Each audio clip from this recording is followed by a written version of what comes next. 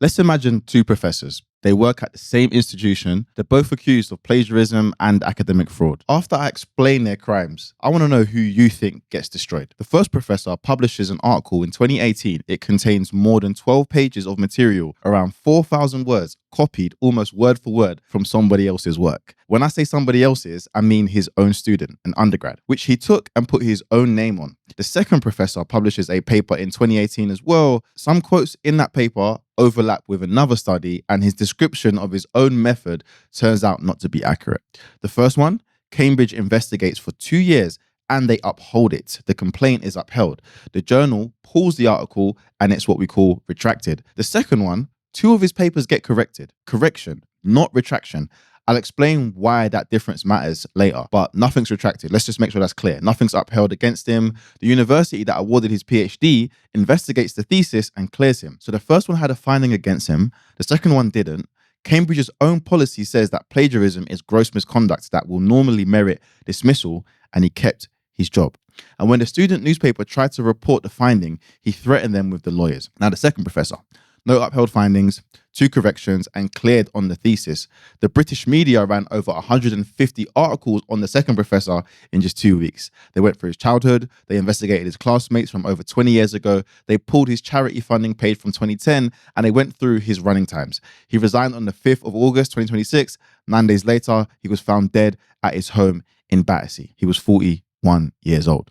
Now, the first professor's name is called Dr. William O'Reilly, and I will put money on it that you've never heard that name in your life. The second professor was Jason Arday. Same university, same accusation. One of them is a name you don't know, and one of them is a name that was on the front pages for 3 weeks. And I want to be really careful here because I'm not telling you the newspapers killed Jason Arday. I don't know what happened in that house, neither do you, and neither does anybody writing about it. The police say the death is being treated as unexpected, but not suspicious. No cause of death has even been established, so nobody in the comments is doing detective work here. And out of respect for his loved ones, I won't speculate. But what I want to go through in this video is the order in the way things happened. And I'm telling you what Britain did to one man and didn't do to another.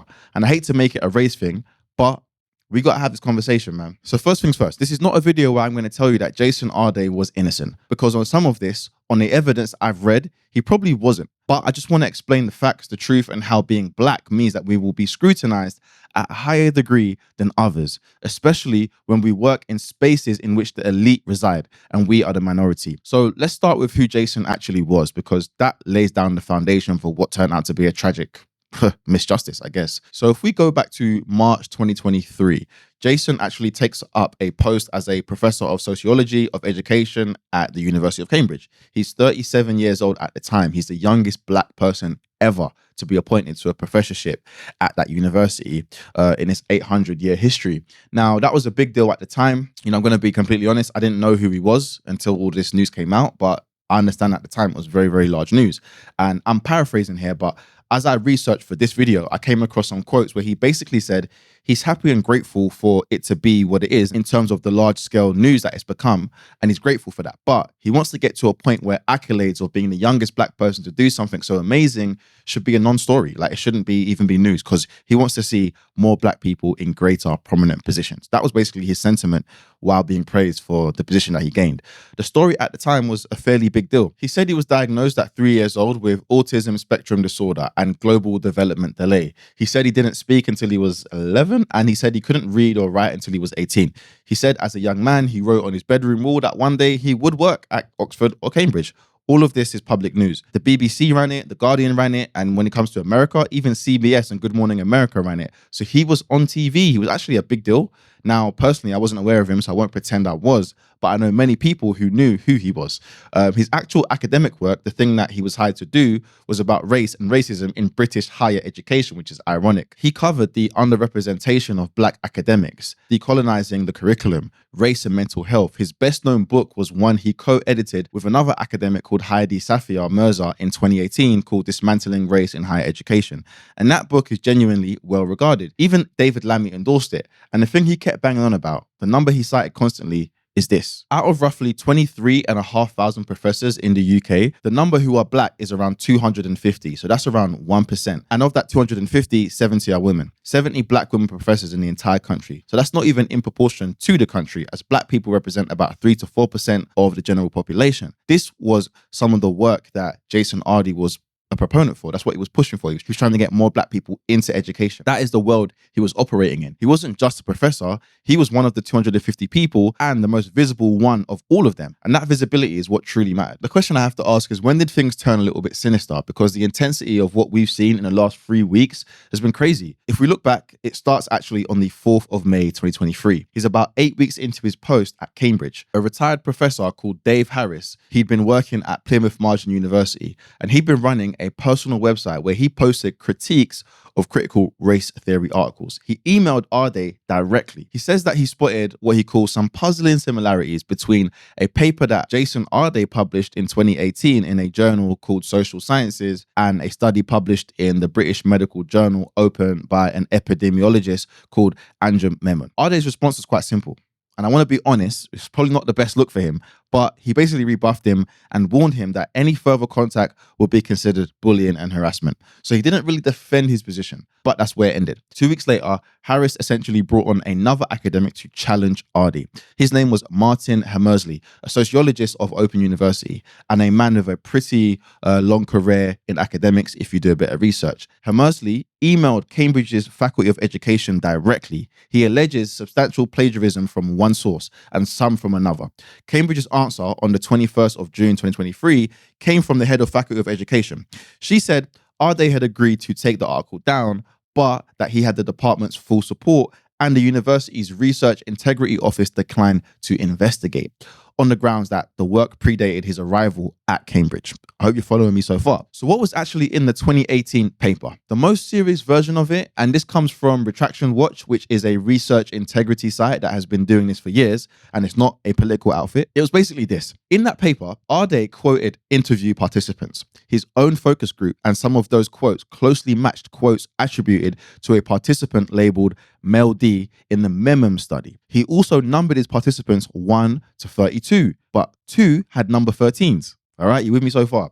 He also, in the paper, described his method. He said that he used an iterative coding scheme with a specific qualitative analysis software, and also that a second researcher had independently coded the data. In December 2023, the journal published a correction. In the corrected version, the overlapping quotes were trimmed or cut, and the description of the method changed, and the software that was used for the analysis came out.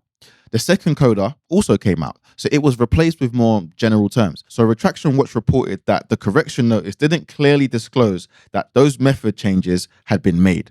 And I'm going to be honest, this was not a good look for Arday. If you tell people you ran your data through a software and had a second researcher check it independently, and then you quietly take that out, that's not just like a random typo. So there is a lot to the story. Now, a second paper in another journal was corrected in 2024 for text overlap. Now, here is a distinction that the newspapers absolutely trampled all over. So let me do it correctly. A correction means the paper stands. The findings stand. They agree with everything, but something in it needs fixing. It's the mildest form of action there is. A retraction means the paper is pulled. It comes off the record. It should never have been published. Jason Arday had 2 corrections. He had 0 retractions. He does not appear as a retraction entry in the Retraction Watch's database at all. You will not find his name there. And then there's this thesis, his PhD, awarded by John Moores University in Liverpool. That was in 2015. The allegations, which were reported by The Telegraph and others, was that his thesis contained 188 sentences that were identical or near identical to a 2009 thesis from Brunel University by a researcher called Paula Zwadziak-Myers. Forgive me if I butchered her name, but it was quite a unique name. The university investigated it. Their panel did not uphold any allegations. And in their words, this is how they described it. They described it as an honest and reasonable error. And that was it. He was cleared by the institution that gave him his doctorate. And that stayed a fact right through everything until the day he died. Now, the people that will criticize Jason Arday will say that the review was confidential and the panel was never named. And they also question how a thesis with that much overlap could be cleared. And I guess that's a fair argument to make. It's a fair question to ask about the process, but it's a question about the process. It doesn't unclear him. He was cleared, and we need to make that distinction pretty clear in itself. Now we've got the biography. And this is the part where, honestly, I can see why it's difficult to defend him. And it gets a bit harder. He claimed that he raised £5 million for charity. Critics basically pulled up his Just Giving page from 2010 and it showed about £6,000. When he was asked about it, he amended the claim and he said he didn't raise it single-handedly, that over 100 other participants were involved and that he couldn't name donors because of the NDA agreements. He also claimed to have run 600 miles in 6 days. He amended that to 12 days. He essentially claimed that he had to put rest days in there, but he did run the 6 days. So make of that as you will. I'm an athlete and that's a lot of miles. Now, 2 universities that had actually put his feats in their honorary degree citations for him went back and changed them. And then there are the visiting professorship claims. Jesus College's website listed visiting professorships at Glasgow and at Ohio State University. Both universities said that he had never held them. For those of you that don't know, a visiting professorship is basically where someone gets a temporary academic position and they are invited to teach a lecture or share some type of expertise for a short period of time. And I have to be honest, some of this stuff for him did not sound great. But whether he was guilty or not, the public scrutiny he received, for me, in my opinion, did not match up. Another big part of his story is the autism. He couldn't speak until he was 11, and apparently he was unable to read until the age of 18, which is astounding. But that is what I guess made his story even more fascinating for people. And all of this was his own account. It was a consistent story that he had told over the years, according to all the information that's out there. And if you go and do some research, you'll see him talk about it. So there were some rumblings of some of this being untrue, because apparently he had some GCSEs at 16. And although you could argue that, it doesn't mean he couldn't read. I could not find any actual documented proof that would say that he could read. So I'm not going to sit here and tell you a man's autism diagnosis was fake, because I don't know. And it's not evidence. And now, how do you get GCSEs without being able to read? I mean, that's another story. But I don't want to be doing the same job as these racist publications do. So we'll leave it there. And I want to be balanced and I want to be fair. So some of these claims were made by Arday himself. Some of them were made about him, and some of them were made by universities who were writing great citations. Some of them were made up by journalists. And some of them were people writing inspirational copy who never checked actually if it was true or not. And some of them grew into like a story that was retold, the way stories do when everyone wants them to be true. But the way the press has scrutinized him over the last few weeks, you would have thought that everything was fact-checked and true. So almost a year ago, the wheels to Jason's death started to turn. A journalist at Times Higher Education called Jack Grove has been working on an investigation. He gets a 63-page dossier. He's ready to publish, and Arday instructs solicitors to send a letter right before the story was about to be released. Now, Times Higher Education had to pause that story. And as I reviewed all of this information, you could argue that suppressing the information was actually a bit of a mistake. Not because using lawyers is wrong, but because of what it did. Times Higher Education is a specialist outlet. They're not just some random publication. They would have ran it carefully with academic context, with the right of reply in front of an audience of academics. But ultimately, that story died in 2025. So when it finally comes out 10 months later, it doesn't come out through a specialist reporter. It comes out through somebody else entirely. Someone who I feel had a sinister agenda and maybe even some form of jealousy attached to him. If you've been following any of this news, then Nathan Kofnas is a name you may have come across. He set this whole train in motion, which has led to Jason's death. But the question is, who the hell is he? He was on a 3-year research fellowship at Cambridge's philosophy faculty in 2022, and he had a position at Emmanuel College alongside it. And the thing he's known for is what he calls race realism.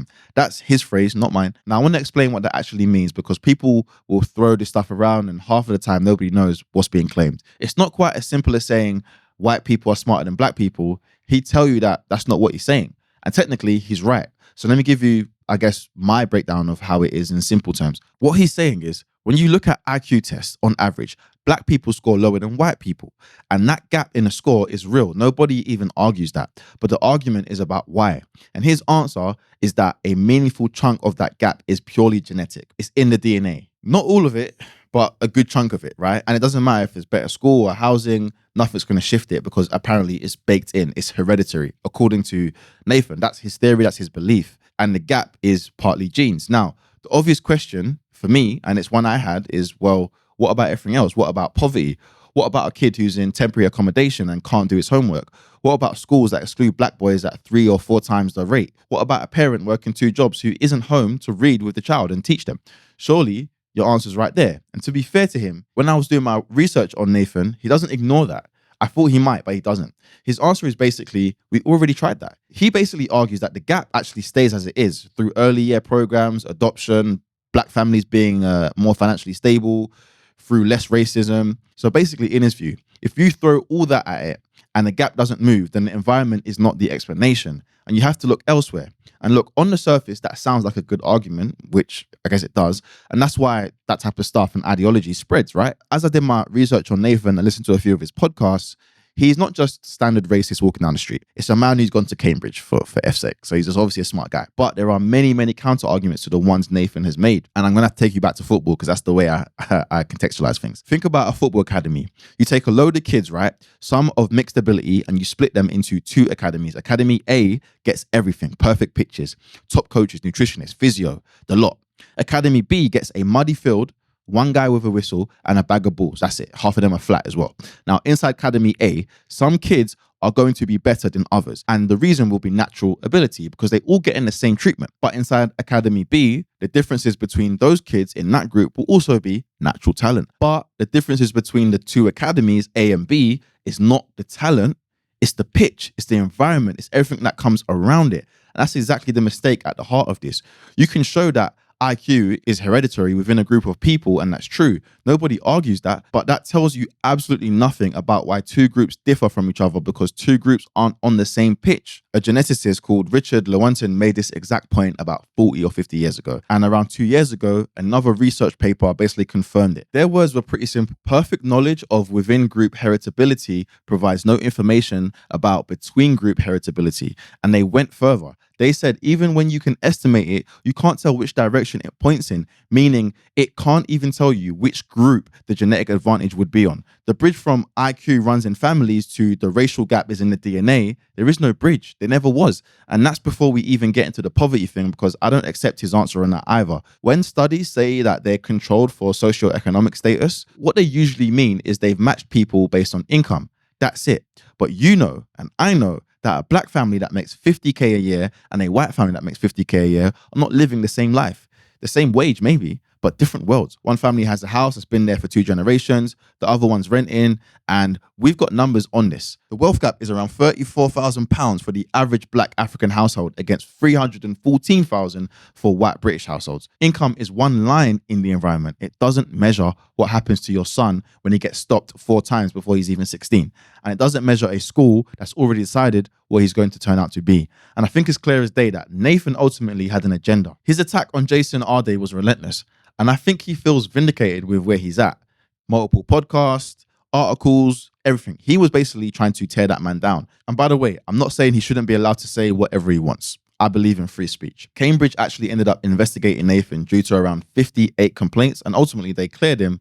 They said it was to protect free speech, and he's actually suing his old college over it now. You can't tell me it's a coincidence. A man that has published in writing that under a real meritocracy, black people would vanish from every real serious job outside of sports and entertainment. That is what Nathan has wrote himself. And then the attack he makes on a black professor is at Cambridge, whose entire career was about race. Come on now, man. The guy's a hater. He's a racist and a hater, and he was jealous of Jason. Let's call a spade a spade. And he's the catalyst for Jason's death. Late July, he publishes an article in his Substack, which is basically like an independent blog, but usually behind the paywall. A lot of writers use it. You can subscribe to some of your favorite writers, academics, journalists, you name it. Some of them are there. In his piece on Arday, he wrote that Arday was hired, quote unquote, to advance the cause of racial diversity. Now look, as black people, it can be easy for us to play the victim, but we have to be honest. The allegations were not invented, so I will say that. That's the thing. But 2 corrections were genuinely issued to Jason. Method claims were genuinely removed, and biography claims were genuinely amended. And Nathan got other people to back him up. There was a biochemist coming out of Purdue University who does this kind of thing for a living. And he reviewed the 63-page dossier and said, quote unquote, there is no question that there is extensive plagiarism. So you cannot say this was a fabrication. It wasn't. And we have to be fair. But listen to what else Saunders said, because the press ran with the first quote everywhere. You'll see it quoted in The Guardian, Telegraph, all that stuff. But this one went nowhere. He actually said he deplored, quote, the singling out for investigation of particular members of the academic community because of their ethnicity. And then he added, this is the fairest sentence anybody said in this entire saga. Sometimes the allegations are true and they need to be fully addressed. Fair enough. both things can be true at once. And even Hammersley, the man who reported Jason to Cambridge in the first place, said afterwards that it was unfortunate the concerns surfaced through COFNAS rather than through Cambridge's own processes.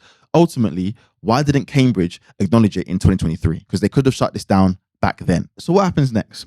27th of July 2026, Retraction Watch publishes its exclusive, revealing that Times Higher Education had spiked the story after Jason's solicitors got involved. Retraction Watch's main job is to kind of track retractions and misconducts in academic publishing. It's a non-profit organization and it's non-commercial. They have over 30,000 retractions listed. On the 1st of August, The Guardian publishes a big interactive investigation. The Telegraph is pushing the story super hard to the point where they were running ads with Jason's face on it on Twitter. The Times, the Daily Mail, the Sun, the Spectator. Some people researching this story have claimed that since the news broke, there's been over 200 articles or stories written about Jason. In the space of 2 or 3 weeks, 200 articles. Yes, 200. Some of them were about the plagiarism, which is fair, but the ones that were more interesting were not written in good faith. His schoolmates from decades ago were investigated and brought out to contradict his account of his own childhood. His Just Giving page from 2010, his marathon times, whether he could speak as a boy, all of this, it's not research integrity journalism. Nobody's academic record is improved by interviewing somebody who sat near them in year 7. Let's be honest. And on the 5th of August 2026, Cambridge announced an investigation into his academic qualifications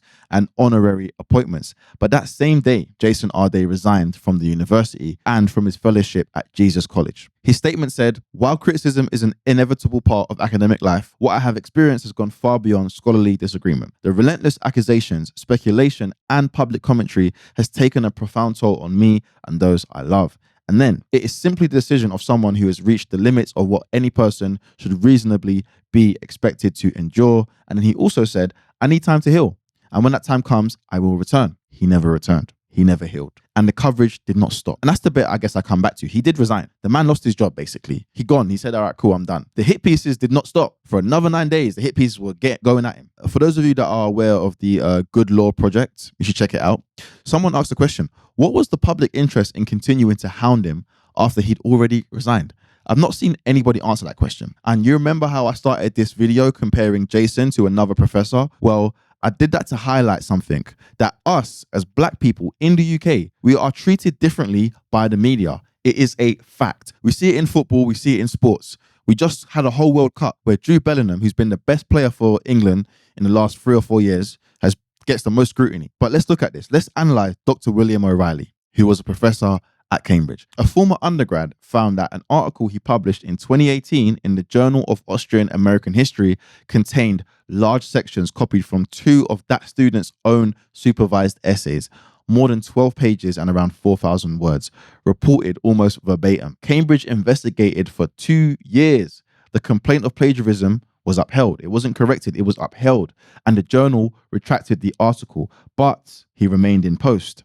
The tribunal ruled the plagiarism was, quote, the product of negligence, but it wasn't deliberate. They said it was negligence, but not deliberate. And Cambridge's own policy actually says that plagiarism can result in dismissal. But to be fair to him, he did own up. He said, yeah, he copied the material in planning of the article and intended to use it only in placeholding, serving to remind me of the structure that I plan to follow. But then when the Cambridge student paper tried to report the upheld finding, O'Reilly threatened them with legal action. His solicitor later conceded the complaint had been upheld, so he used lawyers against student journalists to try to stop them reporting a finding that had already been made against him. Jason Arday also used lawyers against Times Higher Education, and it is cited in article after article as evidence of a cover-up, as proof of a man who we could say had something to hide. William O'Reilly used lawyers against a student newspaper, and it was barely mentioned anywhere. Can you start to understand why so many people believe it is one rule for one and a different set of rules for others?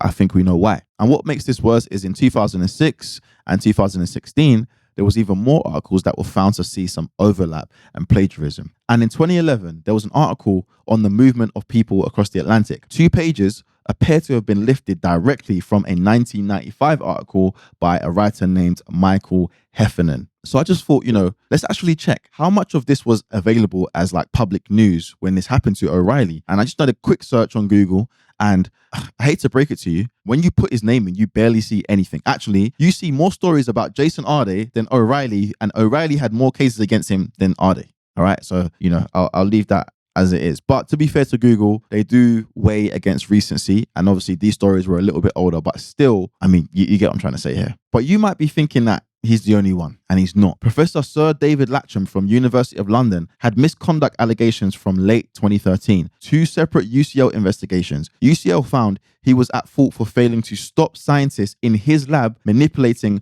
research data across more than a dozen papers that he co-authored. A 2008 paper found clear signs of manipulation in 3 figures. 6 papers retracted, 6 were corrected. The outcome was no case to answer, though he accepted there were procedural matters in his lab that required attention. He remained in his post. I want to make that clear. He remained in his post with 6 retractions. Remember, Arday had 0 retractions. Remember that.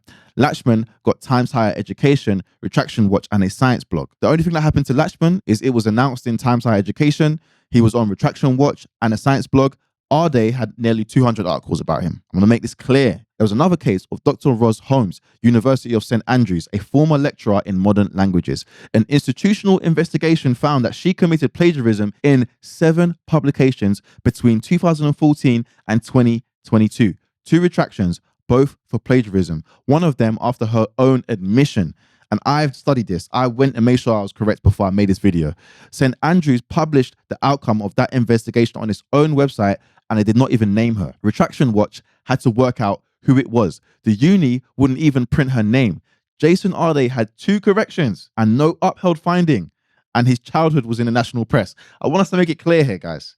I'm not doing this to be victim. I'm not trying to be the victim. I'm just making it clear. Now, I'm going to give you the upside of things, because if I don't, I know what you lot are going to say. And I'll be fair, the system is not always soft. It does sometimes come down hard on white academics as well. But you'll notice the information is usually held within the academic world, whereas Jason Arday's situation became global news and he was scrutinized heavily. And I can give you some examples where harsh treatment was handed out. Stephen Eaton, for example, at a company in Edinburgh, falsified preclinical trial data for an anti-cancer drug. He was jailed for 3 months. And Hans Eisnick, who's a German man who studied in England, and Hans Eisnick, in 2019, a KCL inquiry deemed 26 of his co-authored papers unsafe and warranting retraction.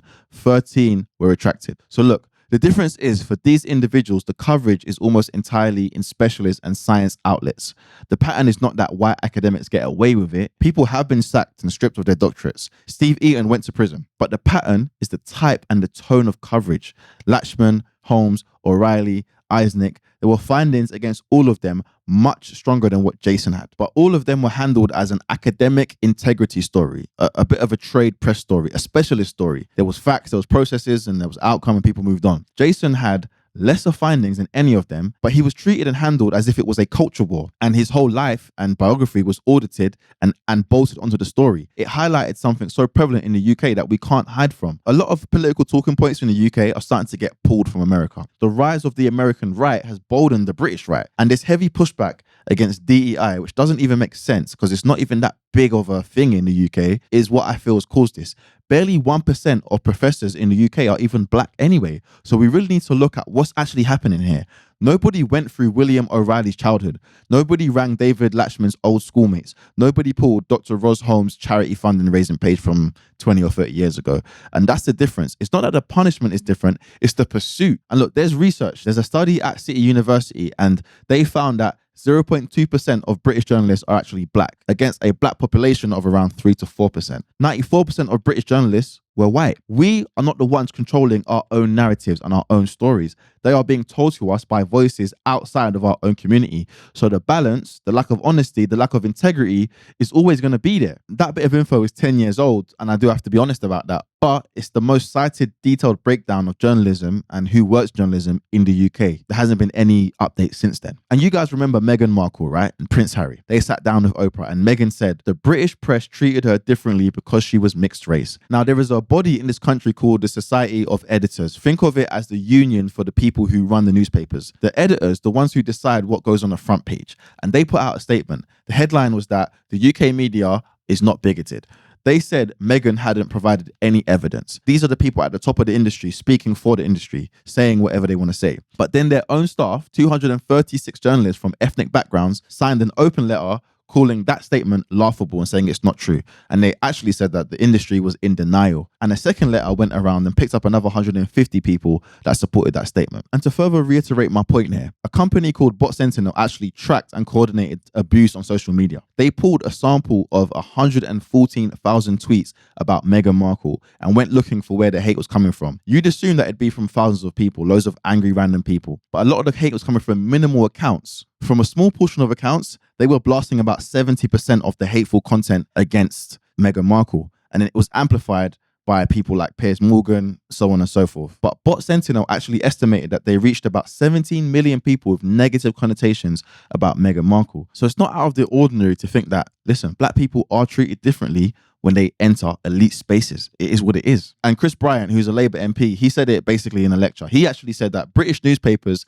have monetized hating people. They monetized hating that couple and they made money out of it because the hate sells, the hate gets clicked, so you keep printing it. So look, here's where we are. The allegations against Arday are real. They were not invented by the fake press. It was real. The corrections were issued, method claims were removed, and biography claims were amended. If you take away the racial framing entirely, there is still a story there. He was an unusually public figure who put his own biography at the center of his public identity, on television, in interviews, in a memoir. When you do that, of any race, your biography becomes fair game for scrutiny. That's true. His own legal move, I think, made it worse. By spiking the Times higher education story, it meant that when it broke without any care a specialist outlet would have given it. That's also true. I also don't think Cambridge handled the case very well. Declining to investigate in 2023 kind of led them to this path. And then they called it a vile campaign. Then reversing that and opening an investigation, it didn't make sense. And it makes people question their credibility. And the press just went all in on it. All of this is true. So I can't pretend that otherwise, right? It's all true. None of it explains 200 articles about one man in the space of 3 weeks. None of it explains going to a man's former schoolmates to litigate whether he could speak as a child. None of it explains why the coverage carried on for 9 days after he'd already resigned. And ultimately, none of it should have resulted in a black man dying. Many of us as black people will recognize what has happened here. We may not relate to it, but we can see and understand what has taken place. The old tropes of you need to work twice as hard to get the same outcome has always been a story of our lives. And I'm not saying Jason is right or justified. I'm sure there were many things that were wrong about him and his conduct, but it does not justify the media hounding the man until he died. I've personally never seen such a story become so intense over an academic in such a short period of time to the point where he hit his own personal breaking limit. Something about this is a bit sinister and it's a bit odd, and we can't deny it. And at the end of this, it leaves me with two questions. Did Jason Arday do things wrong? Based on the evidence, the answer is probably yes. The method in his 2018 paper, changing, yep, that's serious. The 5 million charity claim, I guess, yes, that's somewhat serious. Did he inflate his 600 miles in 6 days? Yes, I guess he did. His visiting professorships listed at 2 universities that both said he never went there. Again, I understand that. But look, if you're going to be visible as the most visible black academic in the country, people are going to write about you. People are going to be onto you. It is what it is. I'm not going to sit here and tell you he was this perfect guy who was stitched up, because that's probably not quite the case. And you'd be right to question if I told you that. But the other question, and it's a completely separate question, what should be the consequence of that? Because in a functioning system, the answer is obvious. You investigate properly, quietly, with a process, with a right of reply. If it's upheld, there are sanctions, corrections, retractions, maybe your job, maybe your doctorate, maybe all of that gets removed, maybe. Because that's what happened to William O'Reilly. Upheld finding, article retracted, 3 articles about it, but he kept his job. That's what happened to David Latchman. 6 retractions, no case to answer, still kept his job. That's what happened to Rez Holmes. 7 publications, and St. Andrews wouldn't even print her name. That's the standard, and that is how Britain does this. That is the actual observable, documented norm. But then with Jason Arday, with less against his name than any of those people I just mentioned, something was completely different. He was black. That was it. And no, this is not me playing the victim, because I have held him accountable for his miscomings or his shortcomings, however you want to say it. I recognize a difference in treatment. He was 41. He was a father, a partner, a brother, an uncle, and a son. And that's from his family's own statement. They said he was a gentleman who always wanted to see the best in everyone. I don't know what happened in that house in Battersea, neither do you. So we ain't going to talk about his death. But what I know is that a man can be wrong about things. He can inflate his own story. He can cut corners in a paper. He can found to have done all of it, plagiarized the world. But the response to that process should not have been a manhunt. I don't think that's too crazy to say. So as I wrap this video up, I've put all my information in the comments, as I always do. All I ask is you like and subscribe. And I would like to end this video by saying, rest in paradise, Jason Arday, and my thoughts and prayers go out to him and his family. You could change the world in any way. How would you change it? I would take a thread and a needle and I'd interweave love into our society. That's what I would do. I think the absence of love in our society is absolutely palpable. I feel like the empathy we have for one another, the tolerance that we have for one another, it's completely eroded, you know, and there is so much anger in society. There's so much anger in society, and I often think, what would one replace that with? Because also, that anger's become inflicted. You know, we're not kind of driven towards one goal, we're kind of turning on one another. And so for me, the thing that I would do, if I could change the world, I would have the world and I'd have it spinning on this axis of love. That's what I'd have. Because we've lost, as a society, in my humble opinion, I think we've lost our way. And I think the last 15 years, or the last 13 years for sure, particularly in British society, has been a huge enabler of that. You know, and I think the essence of love might seem like a very underrated thing or a very melancholic thing, but it's really important, because if I said to you, provide me examples of where you see that in our daily society, you know, if I turn on the news, apart from the kind of fun item that comes on at the end, at the moment there's so much kind of pulling us apart, and very rarely do I hear people talk about what the things we could do to bring one another together. What is your message to black children who are told that they can't do something? Will always supersede skill because it's immeasurable. But apart from anything else, you must always believe that you can do something great, and hope springs eternal. And belief is everything. You have to believe you can do that. And surrounding yourself with the really positive people and good people, and repetition to hear those messages over and over again is really the catalyst of kind of developing that way of thinking and visualizing it, manifesting it, speaking it into existence, and always speak good of people. You've got nothing nice to say, don't say anything at all. Speak good of people, because when you speak bad, all of that takes away from whatever good may be coming to you. So always have a good, good thoughts, good deeds, good heart, and think about people in the best way possible. Amazing.